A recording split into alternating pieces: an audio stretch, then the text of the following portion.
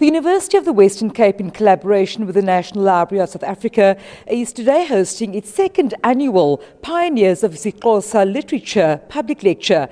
Of course, this year being honoured is writer, novelist, academic and intellectual AC Jordan.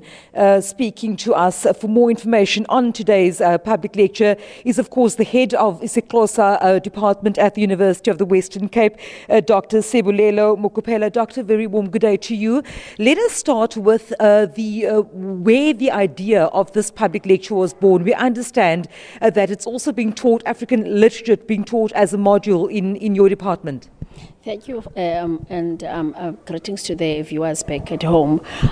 This event was given birth to by the module that I teach to my first year students, literature module, which we have since redefined after taking over as a coordinator for the module. And we have given the name Development of Xhosa Literature. So when we look at where does this come from, how did it start, who started it? And the reason for that is because much as the material or the text or the books were understood by the intended recipients back then, it is not easily understood by the current generation.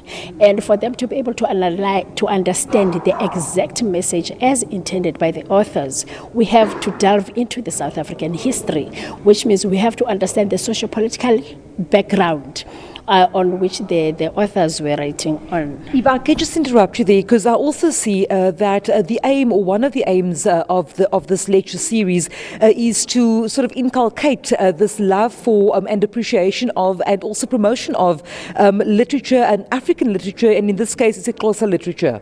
Yes, that is correct. They have to for them to be able to appreciate it, to embrace it, they have to understand it. And for them to be able to understand it, they have to understand the background. And which is why we have to we have to delve into history, understand the historical background, the socio-political background of the day.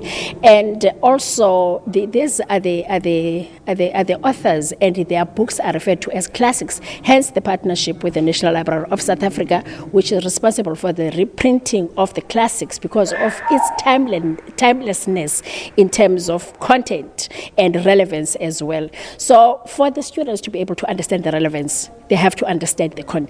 For them to be able to understand the content, they have to understand what informed, so that they can be able to understand, to analyze the literature. So this has given birth to this Pioneers of Xhosa Literature lecture series.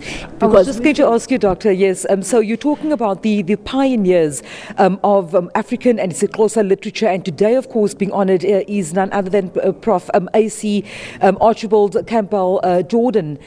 He himself a pioneer of literature. We've heard just now glowing description of him as an intellectual, as someone who in a very difficult time, and you talked about context in South African history, at a very difficult time went beyond the mile to preserve and to promote the Xhosa language.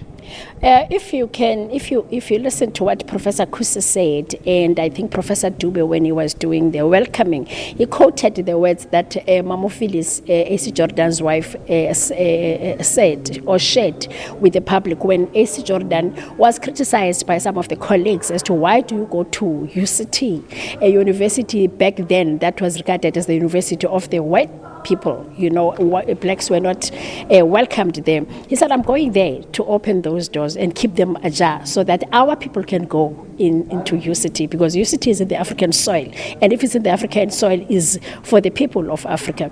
And also, if what Professor Kuse, our guest speaker, who was taught by AC Jordan in Wisconsin in America, what he said, he said the works of AC Jordan, amongst other pioneers of the Xhosa literature, it meant to revive, or rather to restore the dignity of an African people, and also restore the identity of African people. That is the reason why we feel the need to acknowledge them, to celebrate them, and this is the reason why we have this lecture series on our pioneers. Thank you very much. Of course, the head of isiXhosa Department of isiXhosa at University of the Western Cape, Dr. Sebulelo Mokopela, just explaining to us the reason why the university and the department has indeed embarked upon this public lecture series, and also then honouring, as they do each year, pioneers really, those who had gone before that have put their names down as pioneers in writing, in literature, as well as promoting writing and literature of indigenous languages in South Africa.